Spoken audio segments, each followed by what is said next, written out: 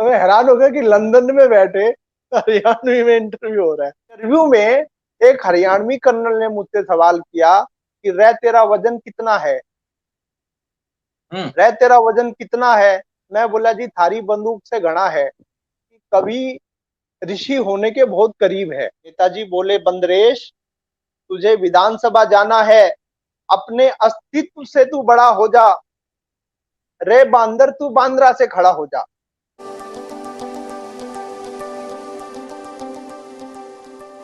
जय तो Bharatam.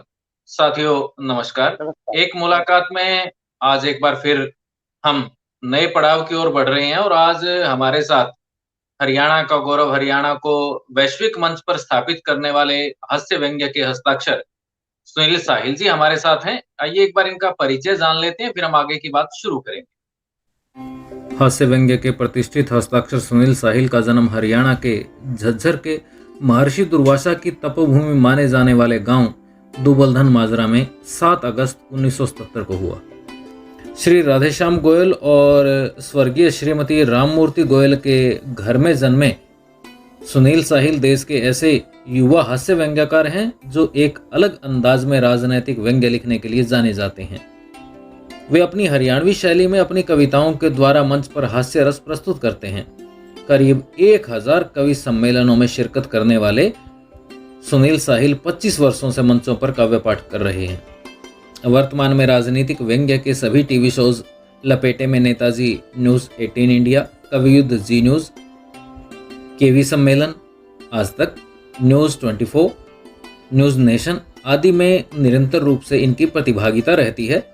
England, Dubai, Singapore, Abu Dhabi, Thailand और ओमान सहित 11 देशों की विदेश यात्राएं कर चुके हैं। उनका दूसरा काव्य संकलन हाल ही में प्रकाशित हुआ है जिसका नाम है 90 ml समंदर।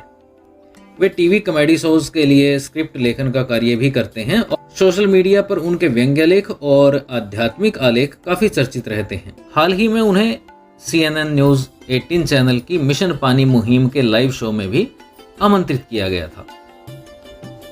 तो साथियों, ये तो आपने जाना सुनील साहिल जी को, और ये एक ब्रीफ सा परिचय आपको हमने दिया है। बाकी बातें सुनील जी हमारे साथ हैं तो उनसे हम करेंगे और उनसे जानेंगे उनके जीवन के बारे में, उनके साहित्य के बारे में और साथ-साथ उनके अनुभवों के बारे में।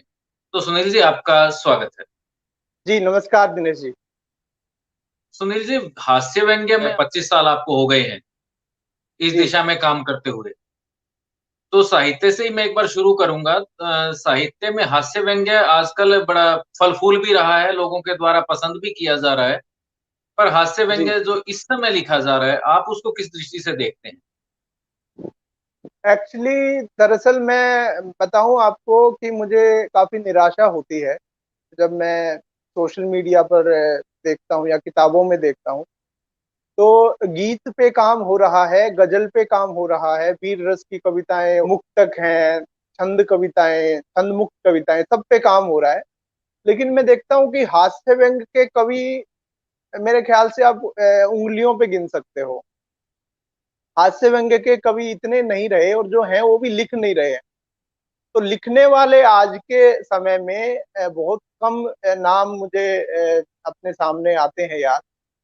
तो मुझे बड़ी निराशा होती है कि हास्य व्यंग में काम क्यों नहीं हो रहा। जैसे हमारे कवित्रियां होती थी पहले, सरोजनी प्रीतम जी होती थी जो बड़ी अच्छी क्षणिकाएं लिखती थी, और एक हमारी प्रभा किरण जैन जी थी जो हास्य व्यंग की कविताएं प्रस्तुत करती थी मंच पे। लेकिन आज कवित्रियां मैंने कोई नहीं देखी कि कोई कवित्री हास्य कविताएं पढ़ती हो या व्यंग कविताएं पढ़ती हो। वो मनोरंजन कर देंगी आपका अपने गीत से, अपनी गजल से, लेकिन हास्य व्यंग की जो विधा है उस पे बहुत कम लिखा जा रहा है। आपने बहुत बढ़िया बात बताई। इससे एक बात और भी निकल के आती है, आपने भी महसूस की होगी और हर दर्शक या पाठक महसूस करता है कि हास्य के नाम पर जो लिखा भी जा रहा है, वो भी जो स्तर होना चाहिए, जहाँ तक मैं समझता हूँ उस स्तर में नहीं लिखा जा रहा है। आप क्या मानते हैं इस बात को? सही मानते हैं, गलत मानते हैं? देखिए क्या हुआ कि पिछले कुछ वर्षों में कॉमेडी के बड़े शोज आए टीवी पर, जो अपने अपने क्षेत्र में जिनका नाम है। मैं उसके विरोध में नहीं हूँ, लेकिन मिमिक्री आर्टिस्ट हैं या कॉमेडियन हैं या दूसरे हास्य कलाकार हैं, उनकी एक विधा है जिसका मैं सम्मान करता हूँ। लेकिन वो लोग कवि सम्मेलनों में इनका दखल हुआ तो उसके बाद कवियों को लगा कि हमें भी यही करना चाहिए। तो मैं देखता हूँ आज के समय में कि आज हास्य के नाम पर वो सब हो रहा है जो कॉमेडियन करते हैं।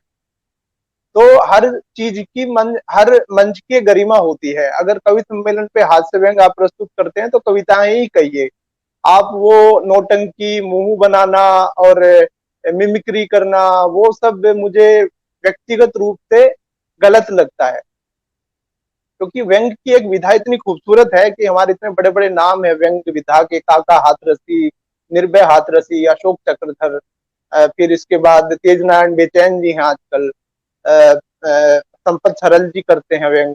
तो इतने प्रदीप चौबे जी थे, भास्कर अटल जी हैं मुंबई में हमारे, घनश्याम अग्रवाल जी हैं अकोला में हमारे।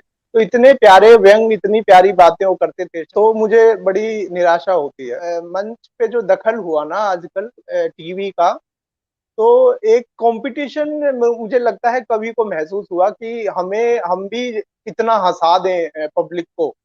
तो उस गहमा गहमी में वो लोग मूल जो हास्य था, मूल जो व्यंग था, वो विधा को भूल गए और ना कोई उनको समझाने वाला है, क्योंकि बड़े जो हास्य कवि हैं वो लिख ही नहीं रहे नया। मैं बड़ी कड़वी बात करूंगा, लेकिन ये सच्चाई है कि बड़े हास्य कवि लिख ही नहीं रहे आजकल।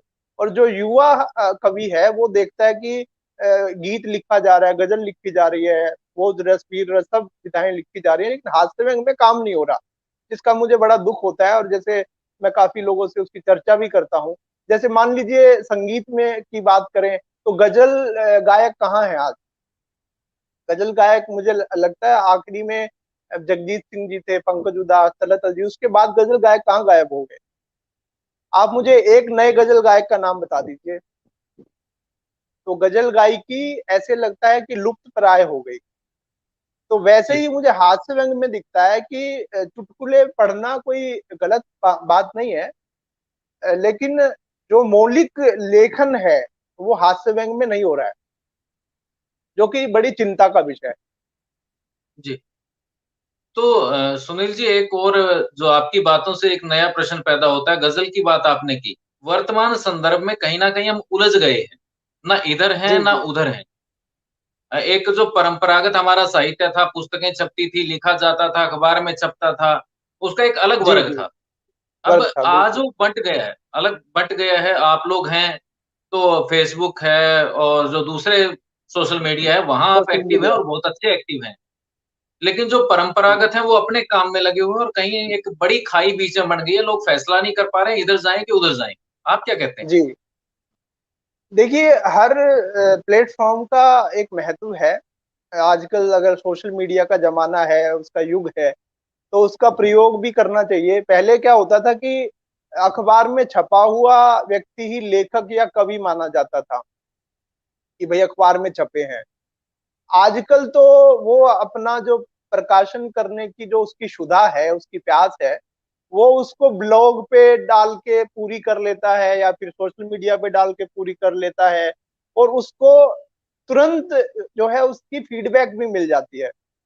तुरंत उसको सैकड़ों लाइक आ जाते हैं, तुरंत उसको सैकड़ों कमेंट आ जाते हैं। पहले ऐसा नहीं था, जैसे अखबार में छप गया तो फीडबैक कौन देगा आपको? कोई नहीं देगा। बड़ी मुश्किल से कोई पत्र लिखते थे पहले कि जी आपका लेख हमें अच्छा लगा या हास्य कविता अच्छी लगी। तो ये एक बहुत बड़ा क्रांतिकारी परिवर्तन हुआ कि जो छपने की अवस्था थी वो सोशल मीडिया ने बिल्कुल अलग कर दी, बिल्कुल। लेकिन आज भी छपते हैं लोग, आज भी अखबारों में कविताएं आती हैं, पत्रिकाएं छपती हैं। पत्रिकाएं हालांकि बहुत कम हो गई, बहुत सारी पत्रिकाएं बंद हो गई। साप्ताहिक हिंदुस्तान, धर्मयुग जैसी पत्रिकाएं बंद हो गई, कादम्बिनी जैसी पत्रिकाएं बंद हो गई।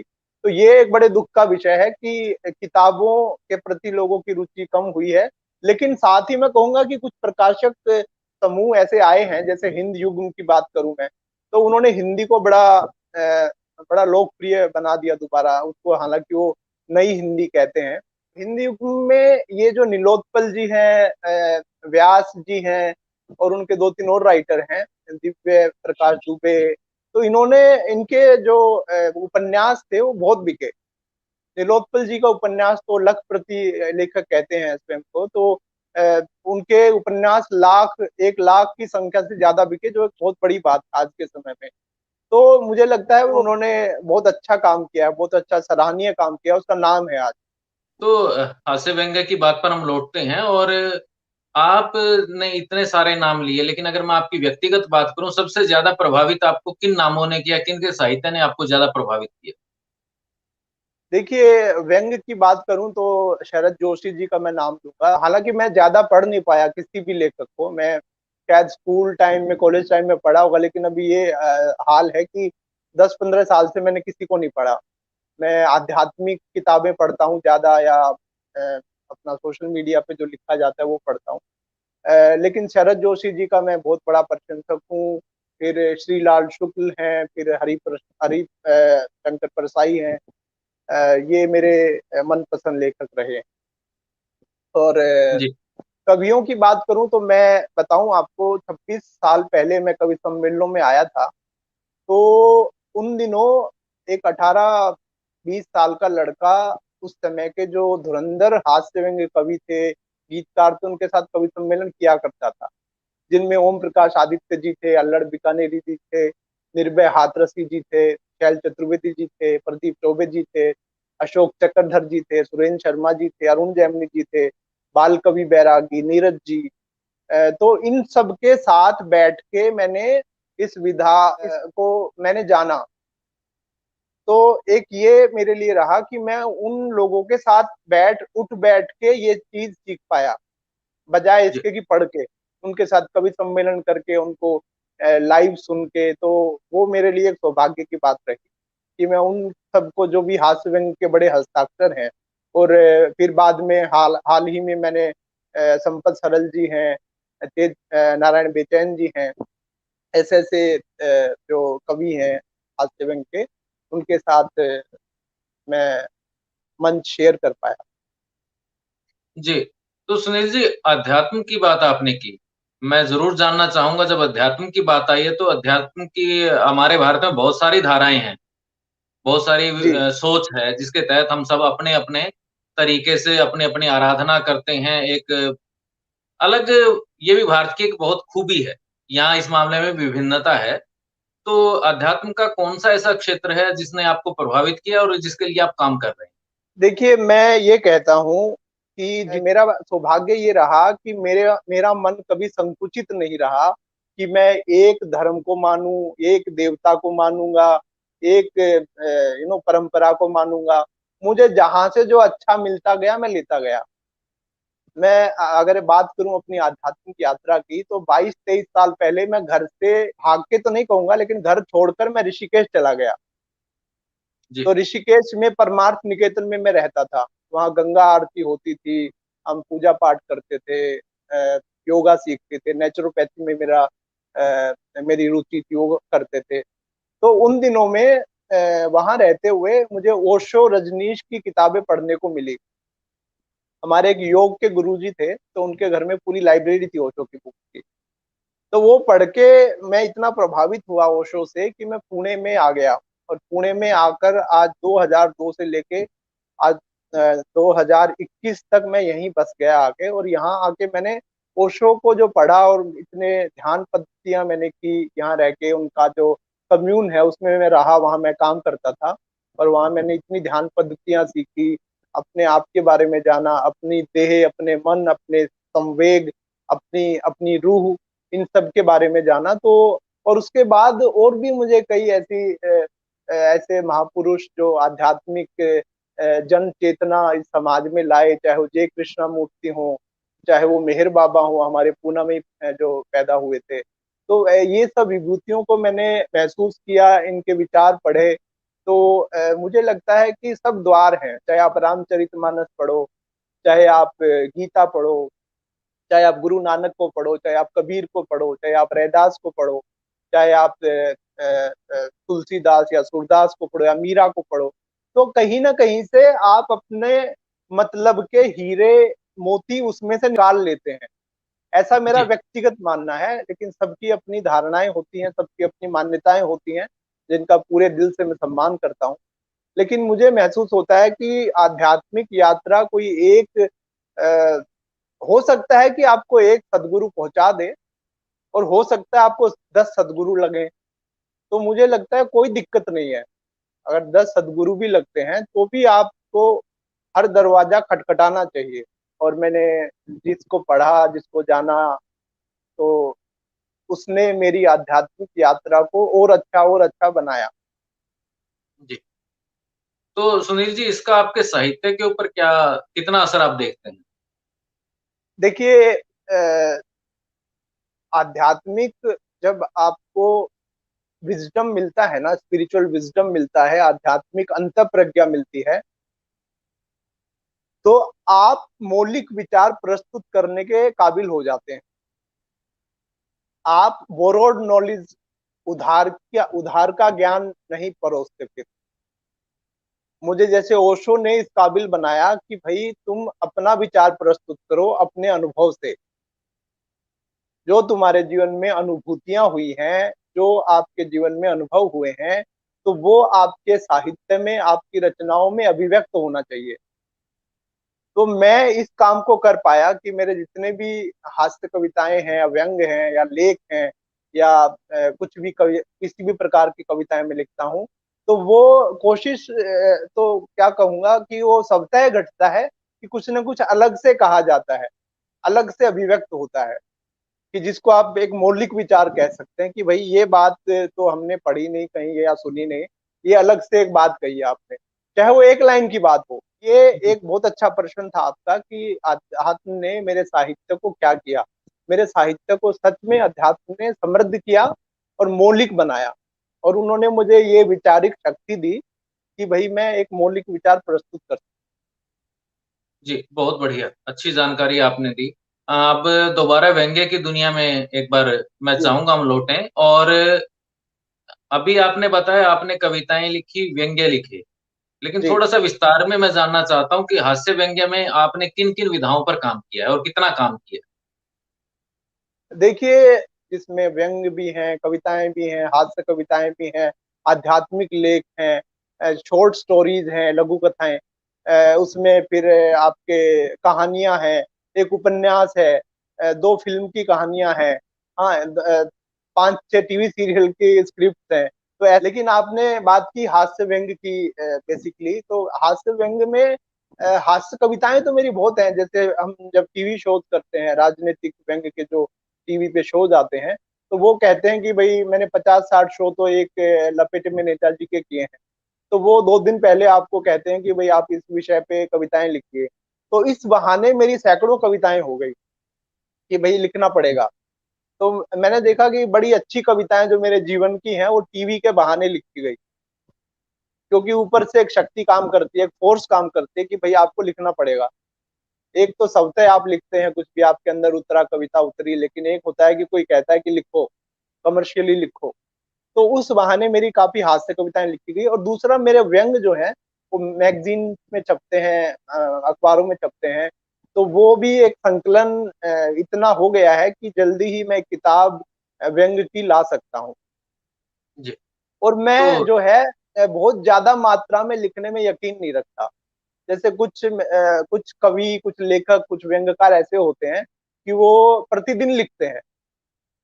तो मैं देखता हूँ कि प्रतिदिन लिखने से वो जो व्यंग्य की श्रेष्ठता है, जो क्वालिटी है, जो गुणवत्ता है, वो कमजोर हो जाती है, और वो दिखती भी है उनके व्यंग में कि रोज रोज लिखने से। तो मेरे अंदर जब व्यंग सच में कोई कुलबुलाता है, हास्य का कीड़ा, तब मैं उतारता हूँ उसको ज्यादातर।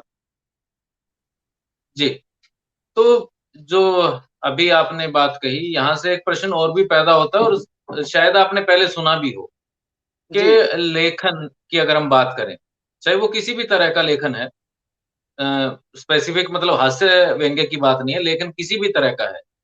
तो लेखन को आप क्या मानते हैं? बहुधा लेखक यही मानते हैं कि लेखन एक वरदान है, ईश्वरीय जी, वरदान है, वो जिसके पास है वो कर पाता है, बाकी नहीं कर पाते हैं। लेकिन उस जी, एक पक्ष ये भी है कि भई लेखन प्रयास के द्वारा मेहनत से सीखा जा सकता है, समृद्ध किया जा सकता है तैयार किया जा सकता है? क्या कहेंगे? देखिए, कविता और लेख जो है ना, या किसी भी प्रकार की किसी भी विधा का लेखन, एक तो पहली बात वो ईश्वर प्रदत्त है। वो आपने सही कहा, वरदान है कि ईश्वर की कृपा है कि ईश्वर या भगवत्ता या फिर अस्तित्व, ये आपके माध्यम से प्रकट होना चाहते हैं, ये आपके माध्यम से अभिव्यक्त होना चाहते हैं। आप एक व्हीकल हैं जिसके थ्रू, जिसके माध्यम से आपको ये जो सृजन करने की शक्ति है वो मिली। तो मैं हमेशा कहता हूं कि कविता लिखी नहीं जाती, कविता होती है, कविता घटित होती है आपके भीतर। जैसे जी, ध्यान होता है, ध्यान किया नहीं जाता, वो घटित होता है। ध्यान, meditation is not a doing, it's a non doing process.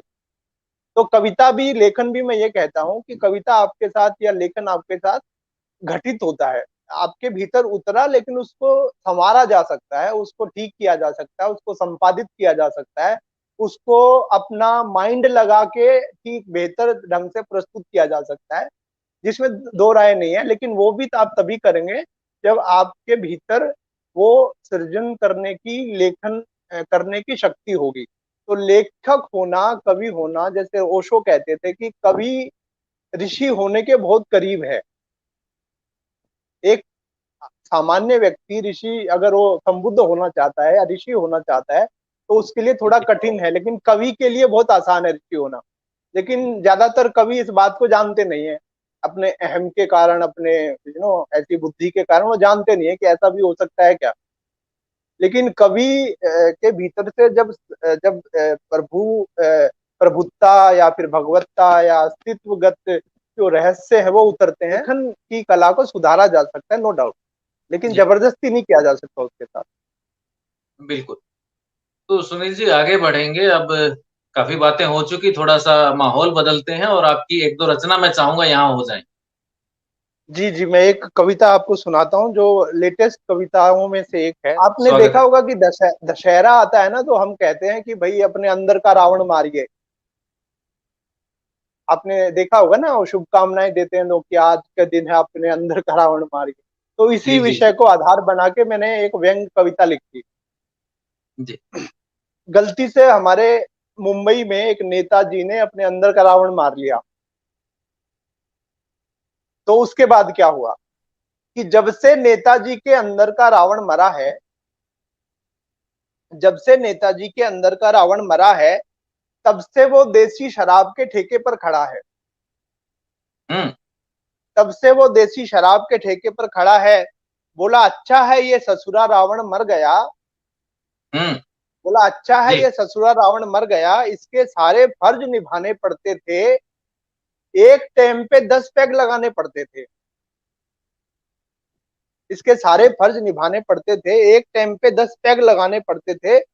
अब मैं अपनी शामें चैन से खपा लूंगा, अब मैं अपनी शामें चैन से खपा लूंगा, आज ठेके से सिर्फ एक पौवा लूंगा, आज ठेके से सिर्फ एक पौवा लूंगा।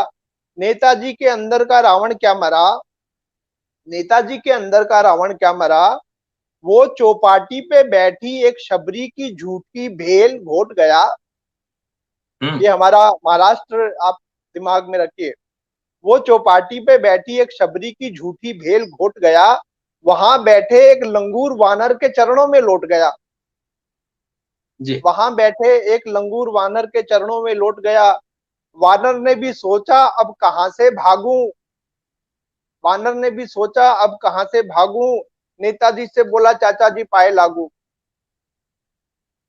वानर ने सोचा अब कहां से भागूं, नेताजी से जी, बोला चाचा जी पाए लागू। नेताजी बोले बंदरेश तुझे विधानसभा जाना है, नेताजी बोले बंदरेश तुझे विधानसभा जाना है, अपने अस्तित्व से तू बड़ा हो जा, अपने अस्तित्व जी, से तू बड़ा हो जा, रे बांदर तू बांद्रा से खड़ा हो जा, बहुत बढ़िया, बहुत बढ़िया। रे बांदर तू बांद्रा से खड़ा हो जा। और शबरी तू, और शबरी तू श्राप से मुक्त होकर क्या करेगी, हुँ, और शबरी तू श्राप से मुक्त होकर क्या करेगी, बोल नाला सोपारा से नामांकन भरेगी, वाह! वाह! बहुत बढ़िया। बोल नाला सोपारा से नामांकन भरेगी। विधायक बनने का हो गया जो हेर फेर, विधायक हम्म। बनने का जो हो गया हेर फेर, नहीं खाने पड़ेंगे तुझे फिर ये बेर वेर, नहीं खाने बहुत। पड़ेंगे तुझे फिर ये बेर वेर। एक कोने में बारिश का सताया, एक कोने में बारिश का सताया जटायु सब सुन रहा था। हम्म। एक कोने में बारिश का सताया जटायु सब सुन रहा सब था। सुन रहा था। मंत्री बन के पुष्पक विमान खरीदने के सपने बुन रहा था। बहुत खूब, मंत्री बन बहुत खूब, के बहुत खूब। पुष्पक विमान बनने के सपने बुन रहा था। बोला युगों से सोया था आज जाग के आया, जब से सुना तेरे अंदर का रावण मरा तो भाग के आया। वाह, वाह। जब से सुना तेरे अंदर का रावण मरा तो भाग के आया। नेताजी बोले हे जटाधारी जटायु, हो जा पुत्र तू शतायु। बेहतरीन, नेताजी बोले बेहतरीन। हे जटाधारी जटायु, हो जा पुत्र तू शतायु। इस मंकी को देख, ये हम्म। ग्रास रूट से आया है। अच्छा। इस मंकी को देख, ये ग्रास रूट से आया है। तुझे टिकट कैसे दिलवा दूं, तू पैराशूट से आया है। वाह। तुझे बहुत, टिकट कैसे बहुत। दिलवा दूं, तू पैराशूट से आया है। तभी दो गदाधारी पहलवान सुग्रीव और बाली आते दिखे।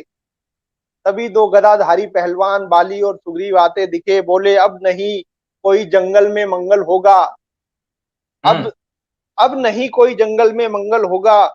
हमें टिकट दिलवाओ, अब यहीं पे दंगल होगा। हमें टिकट जी। दिलवाओ, अब यहीं पे दंगल होगा। नेताजी बोले तुम तो चिर शत्रु थे, एक दूसरे से हमेशा खींच होती है। नेताजी बोले तुम तो चिर शत्रु थे, एक दूसरे से हमेशा खींच होती है। दोनों समवेत स्वर में बोले गठबंधन भी तो कोई चीज होती है। वाह, वाह। राम राज के सुधी पात्र, दो पंक्तियां, अंतिम पंक्तियां। जी, जी। राम राज के सुधी पात्र आजकल राजनीति को शर्मिंदा कर रहे हैं। राम राज हम्म। के सुधी पात्र आजकल राजनीति को शर्मिंदा कर रहे हैं। सुना है नेताजी अपने अंदर का रावण फिर से जिंदा कर रहे हैं। सुना है नेताजी अपने अंदर का रावण फिर से जिंदा कर रहे फिर से जिंदा कर रहे हैं। बहुत खूब, बहुत खूब। हैं। जी सुंदर व्यंग्य और करारा व्यंग्य जी, साहिल ने धन्यवाद कमाल दिनेश कर जी। दिया। कमाल कर दिया, धन्यवाद बहुत धन्यवाद। बढ़िया। और एक संदेश के साथ, और इतना सटीक व्यंग्य अपने आप में बेहतरीन रचना है। बधाई आपको इसके लिए। जी धन्यवाद धन्यवाद दिनेश जी। अभी आपने बात की कि हास्य व्यंग्य के अलावा भी आपने दूसरे क्षेत्रों में दूसरी चीजें आपने लिखी हैं, और निसंदेह एक लेखक लिखता भी है, कोई एक विशेष क्षेत्र होता है जिसको लेकर के पहचान बन जाती है। जी तो मैं चाहूंगा उनके बारे में भी थोड़ी सी चर्चा आप जरूर करें, हमें बताएं कि इसके अलावा, जैसे आध्यात्मिक की बात हमारी रही जी जी। और अब हास्य व्यंग्य की रही, तो इसके अलावा अगर हम बात करें तो साहित्य में सुनील साहिल को हम कहाँ-कहाँ देख सकते साहित्य में जैसे मैंने आपको थोड़ी देर पहले बताया कि मैं कोई इतना टेक्निकल कवि नहीं हूँ जिसे छंद शास्त्र का ज्ञान हो या रदीफ बहर काफिया का ज्ञान हो। अ, वो मुझे शायद आता भी नहीं और मैंने सीखना भी नहीं चाहा। तो उपन्यास एक चीज है, फिर साथ में कुछ स्क्रिप्ट मैंने लिखी है जिन पे वेब सीरीज बन सकती है, टीवी शोज बन सकते हैं, और कवि सम्मेलन तो है ही। दरअसल किसी भी रूप में कि मैं कोई कवि या कोई लेखक या व्यंग्यकार इस तरह से मेरी कोई इच्छा नहीं अंदरूनी कि भाई इस तरह से मैं पहचाना जाऊं। हैं? जी, जी। रिद्धि, और अब मैं चाहूंगा कि हम पुणे से हरियाणा लौट आएँ। जी कुछ बातें बिल्कुल बिल्कुल। हरियाणा की हम कुछ बातें हम हरियाणा जी की करें, जी क्योंकि अगर मैं गलत नहीं हूँ तो हरियाणा के बिना या झज्जर गाँव दूबलधन के बिना हम जी सुनील साहिल की कल्पना नहीं कर सकते। जी और बिल्कुल किसी भी बिल्कुल। व्यक्ति के चरित्र में, व्यक्तित्व में, यहाँ तक कि कृतित्व में भी उसके पारिवारिक पृष्ठभूमि का, सामाजिक पृष्ठभूमि का भरा पूरा योगदान रहता है। जी बिल्कुल। तो मैं चाहूँगा इसके बारे में आप हमें जानकारी दें, उस समय की जो आपकी पारिवारिक पृष्ठभूमि है उसकी भी, और सामाजिक जो उस समय का तारतम्य था, उसके बारे में। देखिए मैं दूबलधन में पैदा हुआ था 1970 में, जी, 77 में। और दूबलधन माजरा गांव जो है महर्षि दुर्वासा की तपोभूमि है। और जी, उसके बाजू में बेरी जो एक कस्बा है, गांव है, तो वहाँ माता भीमेश्वरी का मंदिर है। तो जिसकी बहुत सारे लोगों की मान्यताएं हैं जो वहाँ जाते हैं, जी ज्यादातर जी जी। अग्रवाल, हमारे अग्रवाल समुदाय के लोगों की।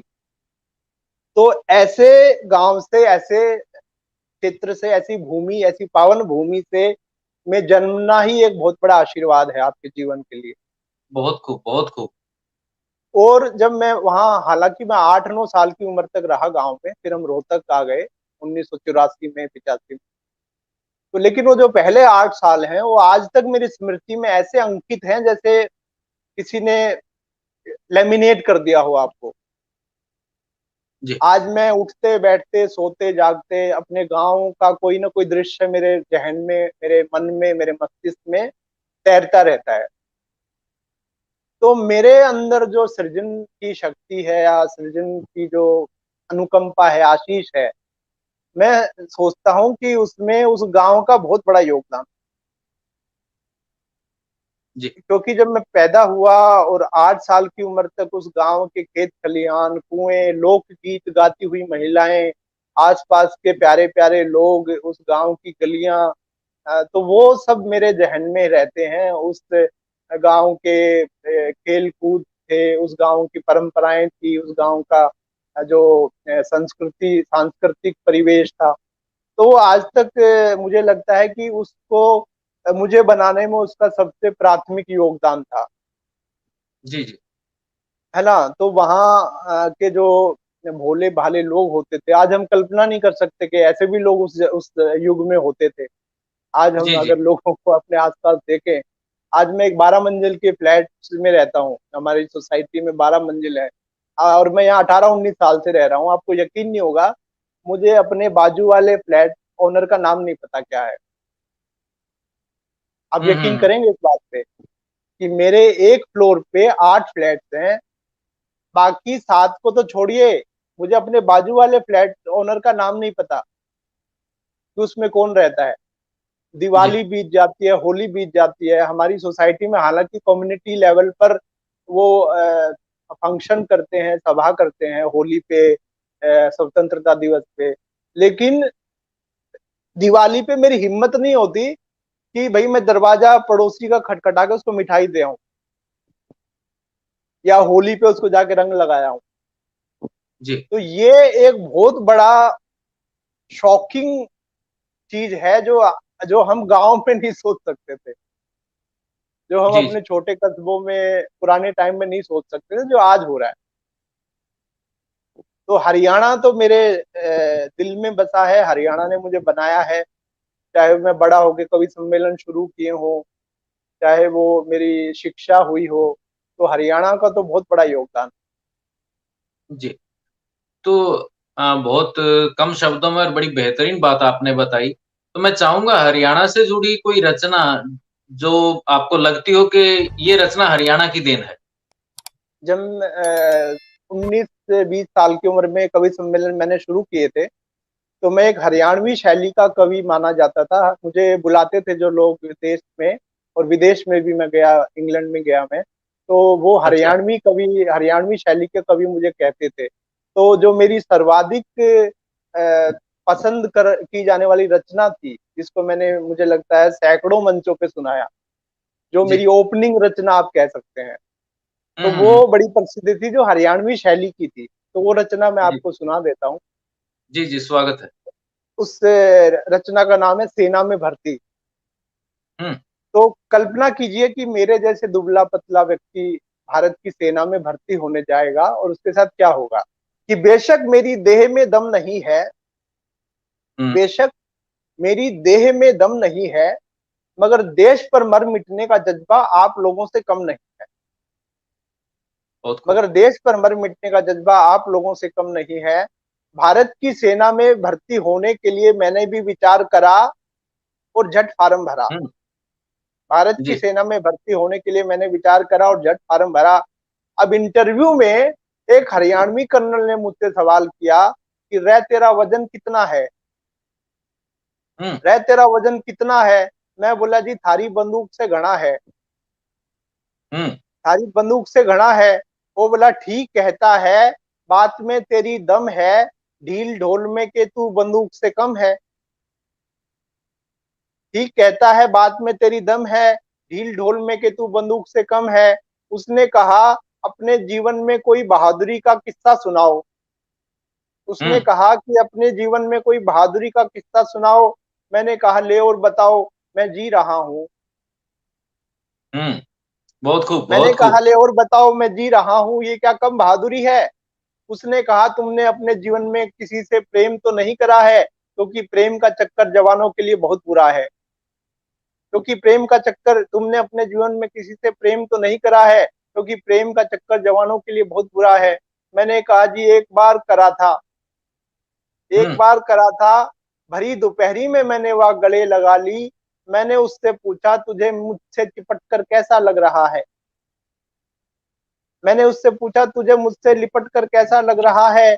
उसने कहा जी ऐसा लग रहा है जैसे लकड़ियों में पड़ी हूँ। बहुत खूब, बहुत खूब, बहुत बढ़िया। ऐसा बहुत लग बढ़िया। रहा है जैसे लकड़ियों में पड़ी हूँ।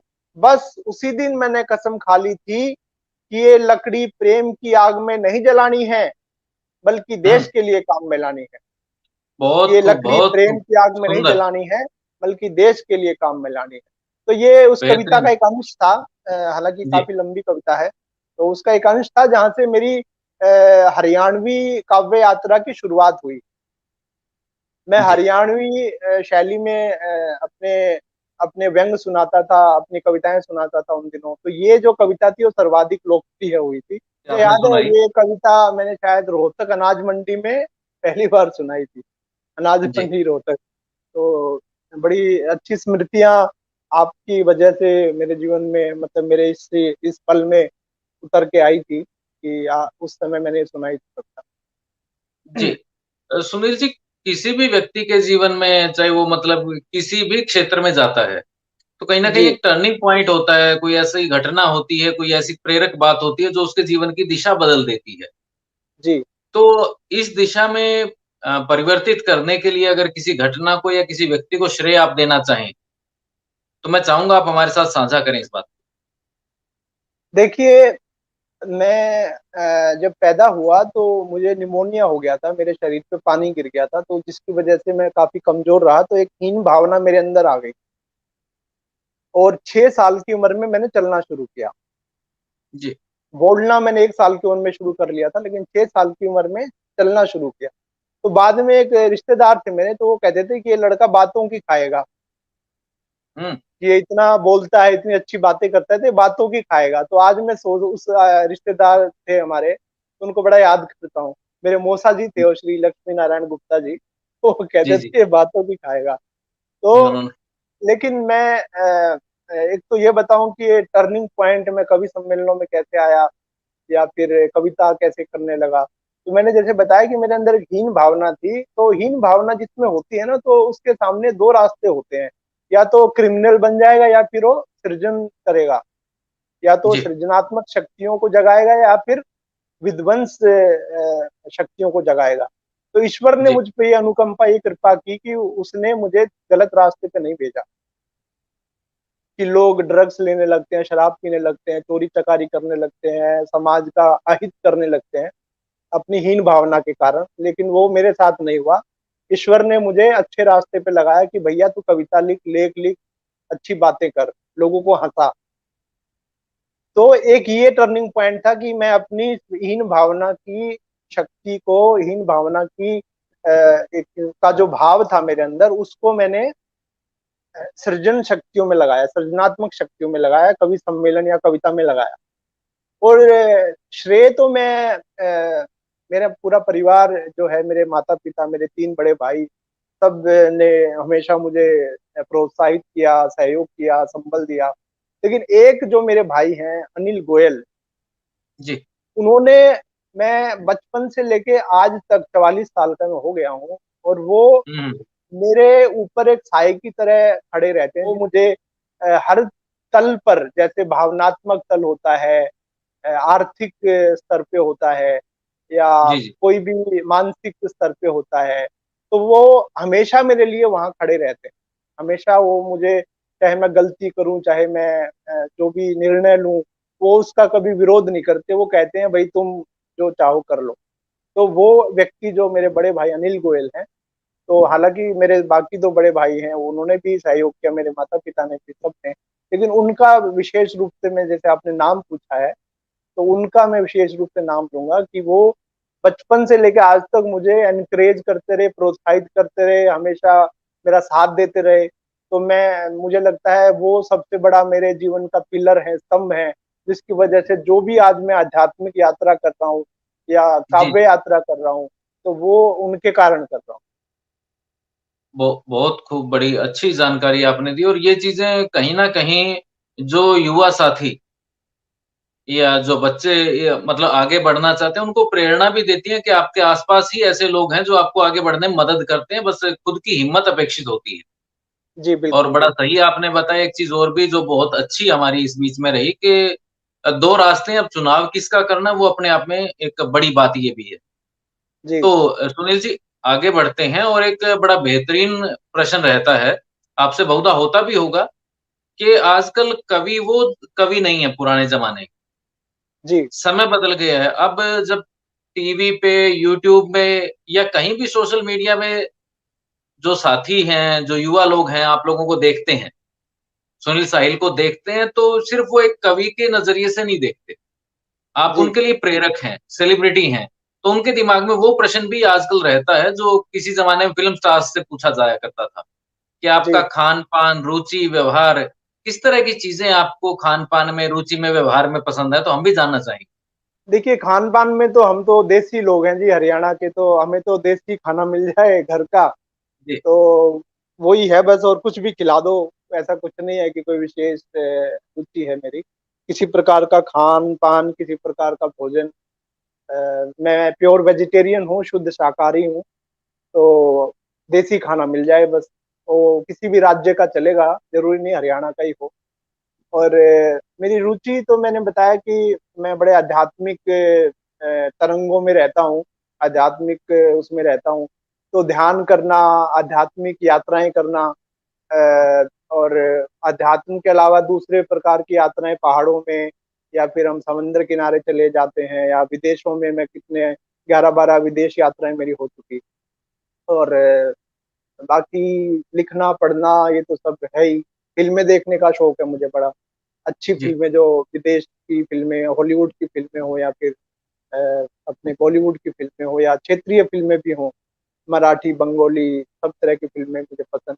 अगर हम व्यवहार की बात करें तो हर व्यक्ति को अच्छा आदमी अच्छा लगता है, कि भई आदमी अच्छा हो। बुरा आदमी तो किसको अच्छा लगता है। लेकिन मैं जी, व्यक्तिगत रूप से कहूँ, मुझे ऐसे लोग पसंद हैं जो सत्य बोलते हों। सबसे पहली मेरी जो अ, माँग है कि आप जो है वैसे दिखो। आप सहज, जैसे मेरे बारे में बड़ा मैं कुख्यात हूँ कवि सम्मेलन समाज में, कि ये फ़ेसबुक पे कुछ भी लिख देता है, कुछ भी डाल देता है। तो मैं उनको ये कहता हूँ कि यार मैं ऐसा ही हूँ, मैं जो हूँ वही तो लिखूँगा, वही तो करूँगा। जी, तो वो आडंबर रहित लोग जो हैं वो मुझे बहुत पसंद हैं, कि भई तुम आडंबर नहीं करते, जैसे हो वैसे दिखने चाहिए, दोगलापन नहीं है तुम्हें। जी, सबसे जी, बड़ी बात मैं आपको बताऊँ, जो व्यक्ति खुद को प्रेम और सम्मान देता है ना दिनेश जी, जी, जी। वो दूसरों को भी देगा। आप जिस क्षण खुद को प्रेम करते हैं, सम्मान देते हैं, तो आप दूसरों को भी उसी नज़र से देखते हैं, उसी नज़र से उनसे एक्सपेक्ट करते हैं कि भई आप भी ऐसे ही रहें। जी। तो मैं चाहता हूँ देखिए हर चीज़ से आदमी को कहीं न कहीं कुछ विशेष मिलता भी है जानने को, समझने को, देखने को। तो हुँ, अगर हुँ। विदेश यात्राओं के बारे में मैं आपका अनुभव जानना चाहूँ तो कोई 1-2 अनुभव या कोई घटना जो आप हमारे साथ शेयर करना चाहें? देखिए, मेरी पहली विदेश यात्रा इंग्लैंड की थी 2005 में, जब आईसीसीआर के अंतर्गत एक कवियों का मंडल अ इंग्लैंड जाता है हर साल। अपना ICCR, Indian council for cultural relations, अपना जी, भारत सरकार का जो उपक्रम है, और लंदन यूके हिंदी समिति उनको आमंत्रित करती है। 7 से 8 कवि हर साल जाते हैं, तो मुझे मौका अवसर मिला 2005 में, और मुझे लगता है मैं सबसे युवा कवि हूँ जो वहाँ गया हो इस समिति के निमंत्रण पर। जी, जी। तो पहला ही विदेश यात्रा, एक हरियाणा के छोटे से गाँव से निकला लड़का, रोहतक का लड़का, उसकी पहली ही यात्रा इंग्लैंड की हो, जो इंग्लैंड मतलब लोगों को सुनते हैं, भाई इंग्लैंड या लंदन की बात करते हैं ना लोग, बाकी विदेश विदेश तो बाद में आते हैं, है ना। जी जी हम बात करते हैं हरियाणा में, भाई लंदन जाएगा क्या, लंदन से आया है क्या। तो पहली यात्रा मेरी वहां थी, तो उसका मुझे बड़ी खुशी मिली कि मैं लंदन जा रहा हूँ। और बाकी हम 12-13 सिटीज में गए, वहाँ 12-13 इंग्लैंड के शहरों में कवि सम्मेलन किए, काव्य पाठ किया। तो वो मेरे मेरे स्मृतियों में, विदेश की स्मृतियों में सबसे ऊपर रहेगा, क्योंकि पहली यात्रा थी। और जी वहां के मैंने जो छोटे छोटे गांव देखे, शेक्सपियर, विलियम शेक्सपियर का गांव देखा, वो जहाँ पैदा हुए थे, वो मैंने घर देखा। तो वो क्षण मेरे लिए बड़े खूबसूरत थे कि ऐसी चीजें मुझ जैसे अदना इंसान को देखने को मिली हैं, और वो भी मेरी प्रतिभा के बल पे।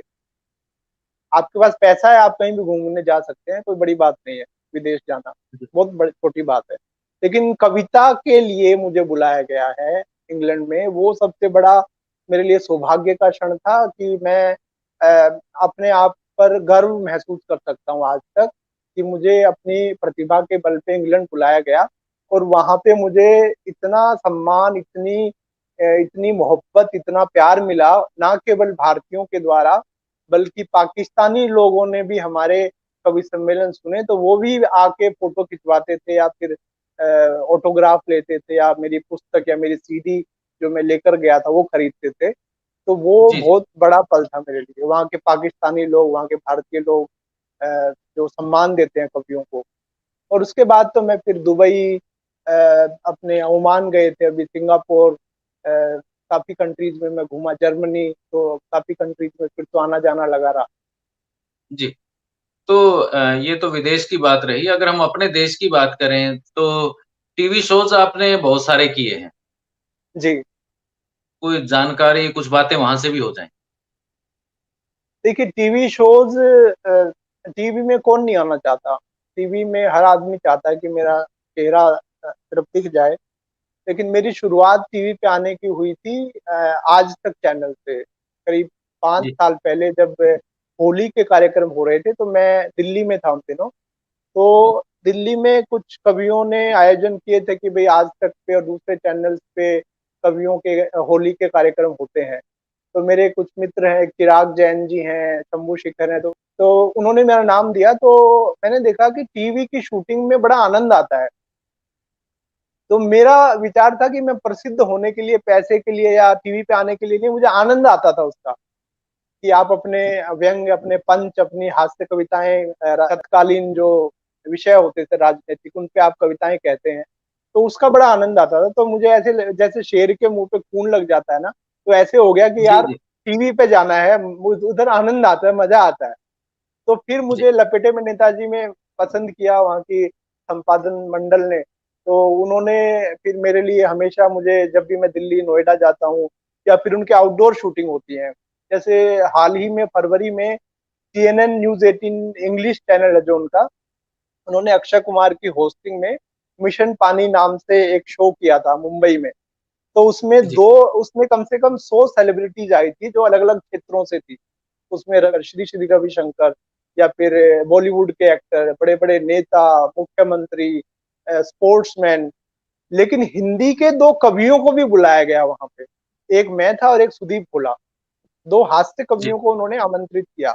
मिशन पानी जो उनका इनिशिएटिव था, तो उसके लिए बुलाया था। तो लपेटे में नेताजी में मैंने 50 से ज्यादा शो किए। आज तक जी न्यूज में कवि युद्ध आता था, न्यूज नेशन, फिर आपके न्यूज 24, इंडिया टीवी, इन सब ने मुझे आमंत्रित किया है, और काफी शोज मैंने टीवी पे किए हैं। तो टीवी पर जाने का एक ही, मैंने जैसे शुरू में कहा, मुझे आनंद आता है, कवि सम्मेलन से भी ज्यादा आनंद आता जी। आपके कार्यक्षेत्र का एक और पहलू है स्क्रिप्ट राइटिंग। तो है। जी। स्क्रिप्ट राइटिंग को कैसे देखते हैं और इस क्षेत्र की क्या-क्या चुनौतियाँ हैं? देखिए, जब मैं जॉब करता था ना पुणे में, एक क्रेडाई, एक बिल्डर एसोसिएशन है, तो क्रेडाई महाराष्ट्र का मैं के लिए मैं काम करता था, 7-8 साल मैंने काम किया। तो जी, कुछ साल पहले मैंने वो काम छोड़ दिया, रिजाइन दे दिया, कि यार मेरे आगे पीछे कोई है नहीं, क्यों मैं ये करूं, तो मैं अपने मन से करूंगा जो मुझे अच्छा लगेगा। तो मैंने फिर टीवी लेखन में मैंने जाने का सोचा। मेरे मित्र थे, कॉमेडी सर्कस आता था एक, तो मैं एक दिन उसकी जी शूटिंग देखने जी गया जी। मुंबई। तो उसमें धर्मेंद्र जी आए हुए थे, तो मैंने धर्मेंद्र जी को साक्षात रूप में देखा अपने सामने, तो मैं बड़ा प्रभावित हुआ कि यार ये बॉलीवुड और टीवी जो मनोरंजन की दुनिया है, जो मुंबई की दुनिया, वो कितनी मजेदार है। तो उन कॉमेडी सर्कस के राइटर हैं, डायरेक्टर, प्रोड्यूसर, फिर कपिल शर्मा शो आया, तो इन सबके जो मेरे सब मित्र हैं, मेरे परिचित हैं सभी, तो उनके उनसे मैं मिलने जाता रहता था मुंबई। तो बड़ा प्रभावित हुआ मैं। तो मैं उनको कहा कि यार ये जो तुम लिखते हो ये तो मैं भी लिख सकता हूँ, इसमें क्या बड़ी बात। दरअसल एक मैं हरियाणा की बात बताऊं कि हरियाणा का हर आदमी हास्य कवि है, हरियाणा का हर जी आदमी जी जी जी। कॉमेडियन है, बिल्कुल। क्योंकि उनकी बातों में इतना रस होता है कि लोगों को लगेगा कि यार ये कुछ मजाक कर रहे हैं, चुटकुले सुना रहे हैं, लेकिन हमारी बातें होती ऐसी है कि भाई बातों में से बात निकालना, एक ये शक्ति मुझे लगता है हर हरियाणवी के पास है, ये जी। कला सबके पास है। बिल, तो मैंने कहा यार बिल्कुल ये बिल्कुल। चीजें तो मैं भी कर सकता हूँ, कौन सी बड़ी बात है। तो उन्होंने कहा कि भाई तुम लिखो फिर। तो फिर मैं टीवी के शोज के लिए घोस्ट राइटिंग करने लगा। तो मैंने काफी शोज के लिए लिखा, बड़े बड़े कॉमेडियंस के लिए लिखा, सुनील ग्रोवर है, किक्कू शारदा है, उपासना सिंह है, सुगंधा मिश्रा है। तो इन लोगों के लिए मैंने स्क्रिप्ट लिखी, इनके लाइव शो लिखे। राजू श्रीवास्तव है, इनके लिए एक एबीपी न्यूज पे टीवी शो लिखा। फिर एक हमारा नोएडा से एक चैनल निकलता था, उसका नाम भूल गया, तो उस पे एक राजनीतिक व्यंग्य का शो आता था, वो मैंने एक साल लिखा। तो मुझे लिखने में आनंद आने लगा कि यार scripting is my cup of tea. हम्म। तो मैं उसको एंजॉय करने लगा, उसका आनंद मुझे आने लगा। तो उसके बाद मैंने सोचा कि भाई बाकी तरह की स्क्रिप्ट भी मैं लिख सकता हूँ, तो मैंने कुछ लिख के रखी हुई है, लेकिन इसमें मशक्कत बहुत है, संघर्ष बहुत है। तो इससे पहले अगला प्रश्न हम लें, तो मैं चाहूंगा कोई रचना अगर आप चाहें तो हमारे साथ साझा करें। जी जी। एक कविता मैंने पिछले लॉकडाउन में लिखी थी, तो उसका विषय भी बड़ा हटके लगेगा आपको। कल्पना कीजिए कि लॉकडाउन लगा हुआ है, एक शॉपिंग मॉल है बहुत बड़ा, और उसमें जूतों का शोरूम है, और जूतों के शोरूम में जूते आपस में संवाद कर रहे हैं। तो उसका जो आधार है, उसका विषय है, तो उसका उसके बारे में मैंने कविता लिखी, जूतों का भविष्य फल। जी। तो मैं आपको सुनाता हूँ वो कविता। ये शोरूम में पसरे जूतों ने गजब किया, शोरूम में पसरे जूतों ने गजब किया, अपना भविष्य जानने को एक ज्योतिषी को तलब किया। हम्म। अपना भविष्य जानने को एक ज्योतिषी को तलब किया, आचार्य जूता लाल ने अपना तोता संभाला। हम्म। आचार्य जूता लाल ने अपना तोता संभाला, तोते ने चोंच से कार्ड को बाहर निकाला। जूता लाल ने पहले जूते का भविष्य बांचा, जूता लाल ने पहले जूते का पहले। भविष्य बांचा। सुनरे लेदर के जूते, हम्म। सुनहरे लेदर सुनरे के ले, जूते। सुनरे लेदर के जूते, एक विवाह समारोह में कुछ मनचली लड़कियां तेरी देह पर मरेंगी। हम्म। सुनरे लेदर के जूते, एक विवाह समारोह में कुछ मनचली लड़कियां तेरी देह पर मरेंगी, अल्प अवधि के लिए तेरा अपहरण करेंगी। हम्म। अल्प अवधि के लिए तेरा अपहरण करेंगी, तेरा सौदा करके तेरा कोमल हृदय तोड़ देंगी। हम्म। तेरा सौदा करके तेरा कोमल हृदय तोड़ देंगी, तेरे मालिक से मोटी रकम लेकर छोड़ देंगी। वाह। बहुत खूब बहुत खूब। तेरे मालिक से मोटी रकम लेकर तुझे छोड़ देंगी। इसके बाद दूसरे जूते का तोता कार्ड लाया, इसके बाद दूसरे जूते का तोता कार्ड लाया। आचार्य बोला तेरी किस्मत पर थू है। हम्म। आचार्य बोला तेरी किस्मत पर थू है, तू तो स्पोर्ट्स शू है। हम्म। तू तो स्पोर्ट्स शू है, तुझे एक स्थानीय पेले द्वारा पेला जाएगा। तुझे एक स्थानीय पेले द्वारा पेला जाएगा, तेरे जज्बातों के साथ रोज खेला जाएगा। तेरे जज्बातों के साथ रोज खेला जाएगा। खेला जाएगा। एक बड़ी एक बड़ी गेंद को तू हवा में उछालेगा, जमी से हम्म। ही तू आसमां में छेद कर डालेगा। अच्छा। जमी से ही आसमां में तू छेद कर डालेगा, और कैनवास जूते तू और कैनवास जूते तू तू पूरा मर्द विरोधी निकलेगा। अच्छा। तू पूरा मर्द विरोधी निकलेगा। तुझे एक पत्नी रोज अपने पति पर चलाएगी। एक पत्नी रोज तुझे अपने पति पर चलाएगी। जी, तू पूरा मर्द विरोधी निकलेगा। तुझे एक पत्नी रोज अपने पति पर चलाएगी। पति पर पढ़कर तू कतई लाश हो जाएगा। पति पर पढ़कर तू कतई लाश हो जाएगा। रे कैनवास, बचपन में ही तेरा स्वर्गवास हो जाएगा। अच्छा। रे कैनवास, बचपन में ही तेरा स्वर्गवास हो जाएगा। तीसरे जूते का चौथा करके तोता आगे बढ़ा। हम्म। तीसरे जूते तीसरे का जूते का। चौथा करके जूता तोता आगे बढ़ा। आचार्य ने चौथे जूते को घूर कर देखा। आचार्य ने चौथे जूते को घूर कर देखा। बोले, तू न ही कोई विवाद न ही कोई लफड़े का है, क्योंकि जजमान तू तो कपड़े का है। अच्छा। न ही कोई विवाद न ही कोई लफड़े का है, क्योंकि तुम तो जजमान कपड़े का है। सुन, तुझे एक गरीब मजदूर पहनेगा। हम्म। सुन, तुझे एक गरीब मजदूर पहनेगा, और उसी दिन नियति का तुझसे भेद हो जाएगा। दिनेश जी सुनिएगा ये लाइन। जी जी, और स्वागत है। उसी दिन नियति का तुझसे भेद हो जाएगा। फिर तेरे दिल में एक छेद हो जाएगा। अच्छा। फिर तेरे दिल फिर में तेरे एक दिल में छेद हो एक छेद जाएगा। हो जाएगा। पांचवा जूता सामने आया। पांचवा जूता सामने आया। देखते ही आचार्य ने उसे गले लगाया। अच्छा। देखते ही आचार्य ने उसे गले लगाया। बोला, तू जूतों का बाहुबली होगा। हम्म। बोला, तू तू जूतों जूतों का का बाहुबली बाहुबली होगा। होगा। हाँ, अन्याय अनाचार तुझको बहुत खलेगा। अन्याय अनाचार तुझको बहुत खलेगा। तुझ में तो समाज सेवी का योग है, तू नेताओं के सिर पर चलेगा। अच्छा। तुझ में तो समाज सेवी का योग है, तू नेताओं के सिर पर चलेगा। छठा जूता छटा हुआ था। हम्म। छठा जूता छठा जूता छटा छटा हुआ था। हुआ था। हाँ, आचार्य बोला, रिश्तों में तू इन सबका ताऊ है। आचार्य बोला, रिश्तों में तू इन सबका ताऊ है। जूता क्या है, तू तो खड़ाऊ है। अच्छा। जूता क्या है, तू तो खड़ाऊ है। हवा में रहेगा हमेशा, ना कभी तू धरा को चूमेगा। हवा में रहेगा हमेशा, ना कभी तू धरा को चूमेगा। बिना पैरों में जाए तू पूरा देश घूमेगा। वाह। बिना पैरों में जाए तू पूरा देश घूमेगा। भाग्यवान है तू एक जूते की योनी में भटकेगा। जा ऐश हम्म। कर, तू एक ट्रक के पीछे लटकेगा। वाह। वाह, बहुत बढ़िया, बहुत बढ़िया। भाग्यवान है तू एक जूते की योनी में भटकेगा। जा ऐश कर, तू एक ट्रक के पीछे लटकेगा। तभी एक फीमेल जूता सामने आई। हम्म। तभी एक तभी एक फीमेल फीमेल जूता जूता सामने आई। जो सैंडल गोत्र की थी। अच्छा। जो सैंडल गोत्र की थी, उसे देखकर हरा तोता लाल हो गया।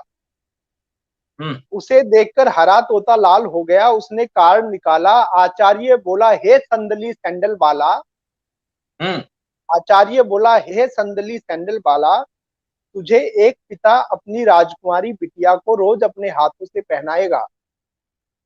तुझे एक पिता अपनी राजकुमारी बिटिया को रोज अपने हाथों से पहनाएगा।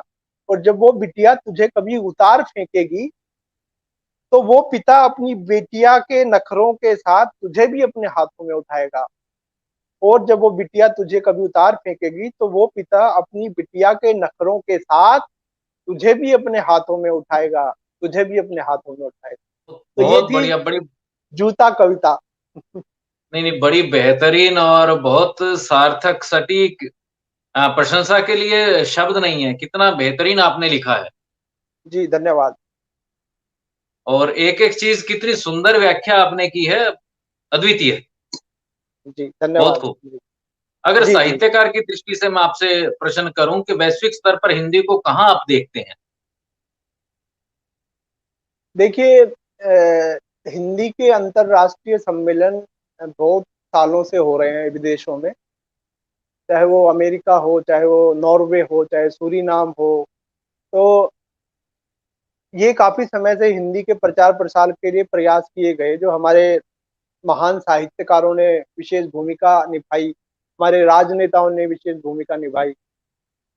लेकिन आज के दौर में हिंदी को जो विश्व स्तर पे नाम देना है, तो मुझे लगता है उसमें डॉक्टर कुमार विश्वास ने एक बहुत अच्छी भूमिका निभाई, क्योंकि जी। वो एक यूथ आइकॉन है और लोग उनको लाखों लोग उनको फॉलो करते हैं।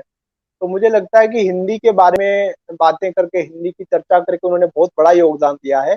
और अगर हमारे राजनेताओं की बात करें तो अटल बिहारी वाजपेयी जी ने यूएन में जो हिंदी में भाषण दिया था, उसका चर्चा मैं अवश्य करूंगा। तो अटल बिहारी वाजपेयी जी की हिंदी थी, तो भाजपा के उन दिनों काफी श्रेष्ठ नेता होते थे। सुषमा स्वराज जी थी, मुरली मनोहर जोशी जी थे, साहिब सिंह वर्मा थे हमारे दिल्ली में, और अपने लाल कृष्ण आडवाणी जी थे। तो इनकी हिंदी सुन के बड़ा आनंद आता था कि यार ये क्या, मतलब उन दिनों में बाकी नेताओं को ऐसे सुनने की हमें ये सुनने का अभ्यास नहीं था। तो उन्होंने हिंदी के लिए बहुत बड़ा योगदान मेरे ख्याल से दिया है, व्यक्तिगत रूप से कहूँ।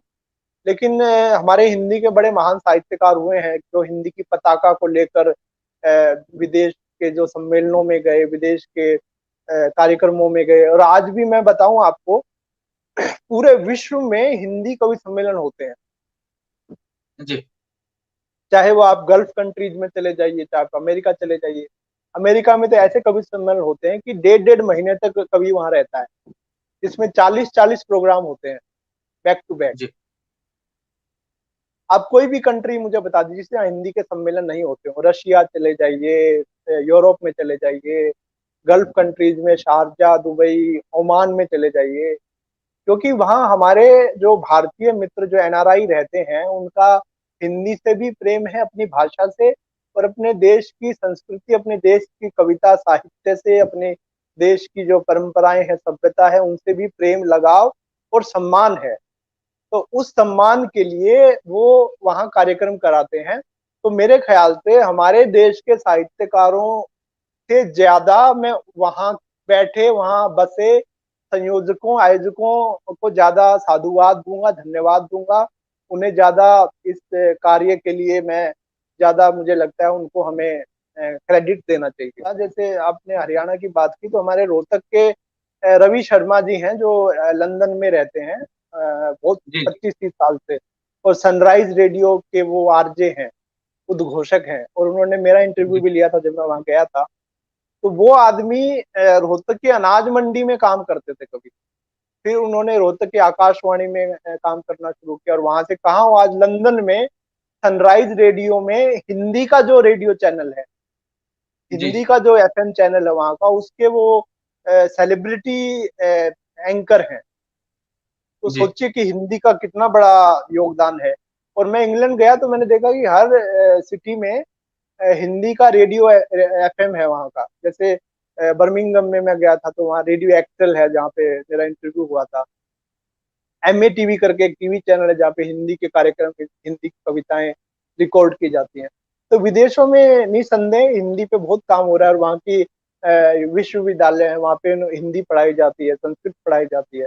अब बड़ा नाम आपने लिया, रवि शर्मा जी निसंदेह रेडियो दिल से में प्रोग्राम हेड हैं, और हिंदी के लिए और भारत के लिए, हरियाणा के लिए जी वैश्विक जी। मंच पर जितना काम उन्होंने किया है, शायद कोई दूसरा व्यक्ति हमें दिखाई नहीं नहीं देता। करता, नहीं दिखाई देता, बिल्कुल। और एक बड़ी खासकर प्रतिष्ठा हमारे उनकी है। हरियाणवी हरियाणवी संस्कृति की भी मैं उनको कहूंगा कि उसके लिए भी उन्होंने बहुत काम किया है। तो वो मेरे कवि सम्मेलन में आए थे लंदन में, साउथ हॉल के एक स्कूल में कार्यक्रम था, इंडियन स्कूल में। तो वो आए थे, तो मुझे याद है कि 8 कवि मंच पे थे, तो वो बैठे थे आगे पंक्तियों में, पीछे बैठे थे दरअसल, पीछे, सबसे पीछे जी। बैठे थे। तो मैं उनको बार बार देख रहा था कि यार ये कभी उठ के चले ना जाए कि मेरा नंबर आए तब तक।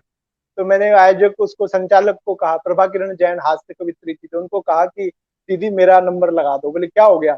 मैंने कहा पता नहीं क्यों। तो मैंने मन से उनको कहा कि मैं बार बार प्रभा जी को कह रहा हूँ कि मुझे सुनवा दो, कि कहीं रवि शर्मा जी चले ना जाए। तो उन्होंने मुझे सुना, फिर रुके पूरे कार्यक्रम में। बाद में हमने साथ में डिनर भी लिया। फिर वो बोले कि तुम अगले दिन जो है मेरे चैनल पे आओ, मेरे स्टूडियो में आओ। तो मैं स्टूडियो गया, जी। तो उन्होंने मेरा इंटरव्यू रिकॉर्ड किया। तो मैंने देखा वो हरियाणवी में सवाल कर रहे हैं मुझसे, और जी। हरियाणवी में चुटकुले सुना रहे हैं, हरियाणवी में बात कर रहे हैं। तो मैं हैरान हो गया कि लंदन में बैठे हरियाणवी में इंटरव्यू हो रहा है। तो एक बहुत जी, जी। गजब की बात थी उनकी। अच्छा, अभी एक जो खास बात हर व्यक्ति के लिए होती है कि जब हम किसी सफर पे निकलते हैं जी, या सफर में होते हैं, समापन से पहले भी, अभी आप इस साहित्य के सफर में हैं, लेकिन आज तक के सफर में अगर मैं आपसे बात करूँ, तो बेशक आपको अहम नहीं है, बड़ी बात है अपने आप में, क्योंकि आजकल सबसे बड़ी समस्या ही अहंकार है। पर फिर जी, भी कहीं न कहीं कुछ चीज़ें ऐसी होती हैं, मैं उसको ये नहीं कहूँगा कि वो अहम पैदा करती हैं, पर जी। कुछ उपलब्धि ऐसी होती हैं जो आपको सुखद लगती हैं, आनंदित करती हैं। तो अगर इस तरह की बातें मैं आपसे पूछना चाहूँ कि कोई ऐसी उपलब्धि या उपलब्धियाँ जो आपको आह्लादित करती हों, गाहे-बगाहे याद आती हों, सुखद आनंद देती? देखिए, कविता की उपलब्धियाँ तो बिल्कुल सुख देती हैं। टीवी पे आना या कवि सम्मेलनों में जाना या लोगों से तारीफ़ सुनना किसको अच्छा नहीं लगता, सबको अच्छा जी, लगता है। लेकिन जो चीज़ मुझे ज़्यादा छूती है ना, मेरे दिल को, जैसे कल रात को ही एक अनजान लड़की ने मुझसे संपर्क किया फ़ेसबुक पे और वो बोली, "सर मैं बहुत दुखी हूँ और मैं आपको फ़ॉलो करती हूँ फ़ेसबुक पे और आपके विचार मुझे बहुत अच्छे लगते हैं। तो मैं इतनी दुखी हूँ कि मैं किसी और की बजाय आपसे मैं बात करना चाहती हूँ। तो आप मुझे मार्गदर्शन दीजिए कि मैं बहुत दुखी हूँ, किसी कारण से मेरी नौकरी नहीं है, मुझे और कुछ कोई समस्याएँ हैं।" तो मैंने उससे 2 घंटा कल रात बात की और 2 घंटे के बाद वो लड़की ऐसे खिलखिला रही थी, ऐसे कह रही थी कि कुछ हुआ ही नहीं। तो उसका जी, पूरा मन मस्तिष्क जो है चेंज हो गया 2 घंटे की बातचीत के बाद। तो ऐसे कॉल मुझे हर हफ्ते किसी न किसी अनजान व्यक्ति के आते हैं। चाहे कोई हो, कोई मेरा युवा भाई हो, चाहे कोई मेरी छोटी बहन हो या छोटी बच्ची हो या कोई स्त्री हो। तो ऐसे लोग मुझसे संपर्क करते हैं जिसमें सेलिब्रिटी लोग भी हैं, टीवी जी, के, पत्रकारिता जगत के, जो मुझे फ़ोन करके पूछते हैं कि भई तुम्हारे विचार बड़े अच्छे लगते हैं, तुम बड़े ध्यानी हो, तुम्हारी आध्यात्मिक यात्रा बहुत अच्छी चल रही है, तो हमें भी कुछ बताओ। तो वो शेयर करना मुझे लगता है मेरी सबसे बड़ी उपलब्धि है कि मुझे अनजान लोग इस लायक समझते हैं कि मैं उनको कुछ बता सकूँ। तो वो मैं मानता हूँ कि मैं सच में ब्लेस्ड हूँ। तो ये तो बहुत बढ़िया बात आपने बताई और देखिए हमारी तो परंपरा सुनील जी यही है कि हम दूसरों के काम आ सकें। अगर जी, आप जीवन में ऐसा काम कर रहे हैं तो निस्संदेह ये तो इससे बड़ा सुखद अनुभव हो ही नहीं सकता। हाँ, अब मैं चाहूँगा आप हमारे दर्शकों को कोई अच्छी-सी बेहतरीन जो आपके हस्ताक्षर रचना जिसको आप मानते हैं सुनाना चाहें तो मैं आपको आमंत्रित कर रहा हूँ। जी बिल्कुल, एक मेरी रचना एक पॉलिटिकल रचना है जिसको मैंने काफ़ी टीवी चैनल्स पे सुनाया था। छोटी-सी रचना है लेकिन प्यारी लगती है मेरे को और लोगों ने भी काफ़ी पसंद की। अब जी, जी। यूपी में चुनाव भी आएँगे अगले साल तो उसी संदर्भ में एक छोटी-सी रचना है कि मैंने एक हाथी और एक भैंस को उस रचना का प्रतीक बनाया है। जी। कि मायावती के हाथी ने देकर ब्लैक रोज़, हुँ, मायावती के हाथी ने देकर ब्लैक रोज़, आजम खान की भैंस को किया प्रपोज़। अच्छा। मायावती के हाथी ने देकर ब्लैक रोज़, आजम खान की भैंस को किया प्रपोज़। बोला सोना बेबी कलूटी बफैलो, हुँ, बोला सोना बेबी कलूटी बफैलो, सूंड पे रख के दिल लाया हूँ तुरंत ले लो। सूंड पे रख के दिल लाया हूँ तुरंत ले लो। कलूटी भैंस बोली, अपनी मोटी चमड़ी में भूसा भरवाएगा क्या? हुँ। कलूटी भैंस अपनी बोली, मोटी अपनी चमड़ी में मोटी चमड़ी में भूसा भरवाएगा क्या? अबे हाथी की दुम अलग नस्ल है, लव जिहाद करवाएगा क्या? हाँ। अबे हाथी की दुम अलग नस्ल है, लव जिहाद करवाएगा क्या? तौबा तौबा तुमने ये प्रपोज़ गुनाह किया है। तौबा तौबा तुमने ये प्रपोज़ गुनाह किया है। मैं अच्छे घर की हूँ, ऊपर से मम्मी ने भी मना किया है। मैं हुँ। अच्छे घर की हूँ, ऊपर से मम्मी ने भी मना किया है। इश्क में मदमस्त हाथी बोला, इश्क में जी, मदमस्त हाथी बोला, ये नेताओं का चुनाव नहीं है पगली। इश्क में जी। मदमस्त हाथी बोला, ये नेताओं का चुनाव नहीं है पगली। इसमें जातिवाद, क्षेत्रवाद, संप्रदायवाद को सही सेका जाता है। जिसमें जातिवाद, क्षेत्रवाद, संप्रदायवाद को सही सेका जाता है। ये दिलों का चुनाव है। इसमें सींगवाद, पूंछवाद, सूंडवाद नहीं देखा जाता है। नहीं ये आती। दिलों का जी, चुनाव है। इसमें सूंडवाद, पूंछवाद, सींगवाद नहीं देखा जाता। बहुत खूब, धन्यवाद। बहुत खूब, बहुत बढ़िया, सुंदर रचना। तो अब चलते-चलते आप क्या कहना चाहेंगे हमारे दर्शकों से और जो भी साहित्यिक मित्र हैं या सामाजिकता के बारे में एक टिप्पणी मैं आपसे चाहता हूँ? देखिए, साहित्यिक मित्र जो कवि मित्र हैं, युवा मित्र हैं, उनको मैं यही कहूँगा कि कविताओं को उतरने दीजिए और कविताओं पे अच्छे से काम करिए, और अगर नहीं उतरती है तो कोई दिक्कत नहीं है, आप एस्ट्रोनॉट बनिए, डॉक्टर बनिए, इंजीनियर बनिए, ज़रूरी नहीं है कि कवि बनना है, लेखक बनना है। लेकिन मैं साथ में ही एक बड़ी तारीफ़ करूँगा कि आज के युवा कवि और कवियत्रियाँ इतना बेहतरीन लिख रहे हैं कि बड़े वरिष्ठ कवि भी नहीं लिख सकते। ऐसे जी, तमाम नाम मेरे सामने हैं इस समय, कितना बेहतर लिखते हैं वो लोग। तो उनको देख के मैं इतना हैरान होता हूँ कि इतना सुंदर, इतने सुंदर कवि आ रहे हैं, इतने सुंदर, इतने प्यारे, इतने प्रतिभावान लेखक आ रहे हैं, तो वो एक बहुत बड़ा काम हो रहा है। और दूसरा, जो कवि मित्र नहीं है, समाज में रहते हैं, तो उनको यही कहूँगा कि भैया, आजकल नफ़रतें बहुत फैल रही हैं समाज में। किसी भी छोटे-मोटे इश्यू को लेके, राजनीतिक मतभेद हैं, विचारिक मतभेद हैं, उनको लेके आप लड़ाई कर लेते हो। तो ये नहीं करो यार, कम से कम इतनी छोटी बातों पे तो नहीं लड़ना चाहिए। बात अगर लड़ने की है तो कोई बड़ी बात तो हो। तो प्रेम फैलाइए, ध्यान करिए, सुकून में रहिए, ध्यान में उतरिए, मौन में उतरिए, यात्राएँ करिए, कविताएँ पढ़िए, कविताएँ लिखिए, संगीत सुनिए, नाचिए, गाइए, उत्सव मनाइए, क्योंकि जीवन मिला है आपको। तो इतना सुंदर जीवन है, क्यों इसको नफ़रतें पैदा करके खराब करना है? तो इतना ही मैं कहूँगा कि भई अपनी लाइफ़ को एन्जॉय करिए, आनंद लीजिए, उत्सव मनाइए, हँसिए, गाइए। और जी, जी, आपका मैं बहुत शुक्रिया अदा करना चाहूँगा कि आपने मुझे इस प्यारे से संवाद के लिए चुना और मुझे आपने ये अवसर दिया कि हम इतनी अच्छी-अच्छी बातें कर पाए, क्योंकि अमूमन इंटरव्यूज़ में ऐसी चीज़ें हम शेयर नहीं कर पाते हैं, जो आपके साथ आज के संवाद में हुई। तो ये बहुत अच्छा एक अनुभव रहा मेरा, तो इसके लिए आपका बहुत-बहुत आभार। जी, सुनील साहिल जी, जी, इतनी बेबाकी से आपने अपने सारे जीवन की बातें रखी, हमारे जी, दर्शकों से साझा की, इतना समय देने के लिए आपका बहुत-बहुत धन्यवाद। जी, नमस्कार। बहुत-बहुत धन्यवाद विनय जी, नमस्कार।